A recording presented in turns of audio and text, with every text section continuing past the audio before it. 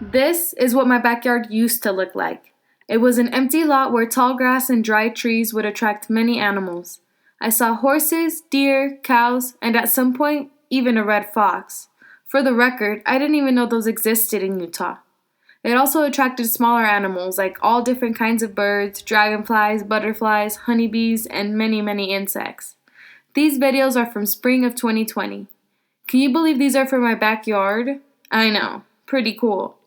But this is what it looks like now. The empty lot has been sold and it seems to me like new homes are going to be built. No more tall grass, deer herds, or red foxes. Just a muddy lot and a whole lot of construction equipment.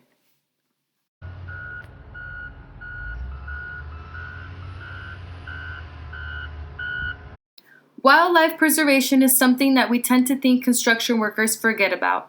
The U.S. Department of Transportation's Federal Highway Administration estimates that 1 to 2 million wildlife vehicle collisions occur each year.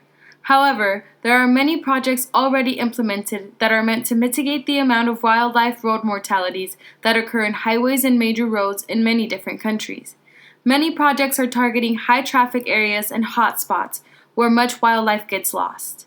These diagrams show different types of animal crossings used around the world. They include canopy crossings over and under overpasses, tunnels, and natural bridges. These allow wildlife to cross safely over large highways and high-trafficated areas, minimizing the amount of roadkill accidents. Location for these bridges are essential for making sure they are effective. Just like you or I, animals don't want to walk forever to get to a bridge. Fences and large concrete walls are used to guide the animals through the bridge and minimize any highway noises, allowing them to cross comfortably and safely. They usually blend into the natural surroundings, and humans are not allowed on these bridges because they are specifically for wildlife. One example is the Catchless Lake Wildlife Overcrossing in Washington. It is over the 6-lane I-90 highway and part of a $2.4 billion highway improvement project. It is the largest wildlife bridge in North America and the first crossing over a major highway in Washington. The 66-foot wide bridge allows elk, bears, mountain lions, and other wildlife to travel safely between north and south. In 2020, across all completed structures, the group detected 4,286 wildlife crossings. In 2021, 4,400 wildlife crossings. So far, it seems to be working as many animals have taken advantage of it already, and many more are learning how to use it. A research study funded by the Texas Department of Transportation proved these natural bridges to be effective. The study took place on State Highway 100 in Texas and collected data from the years 2015 through 2019. These charts show the results of the study. The research focused mainly on mammals and reptiles, but later in the research started to include birds and Malacostraca losses too.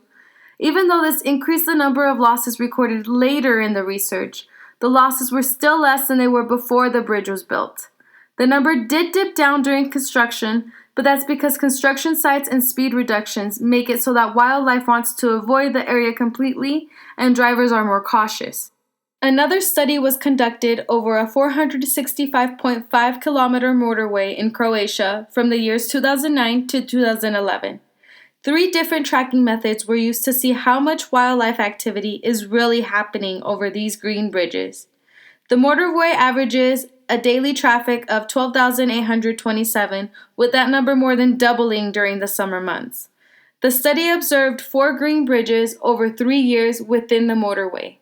The 3 tracking methods were tracking pads, camera traps, and active infrared. Each of the tracking methods proved to have advantages and disadvantages, but work together to get a pretty good idea of how these green bridges are working. Below is a graph showing the results of the study and how many animals were tracked using tracking pads and camera traps in all 4 bridge locations. The results of the study vary due to different tracking methods, but it gives you an idea of which type of animals took the most advantage of the bridge.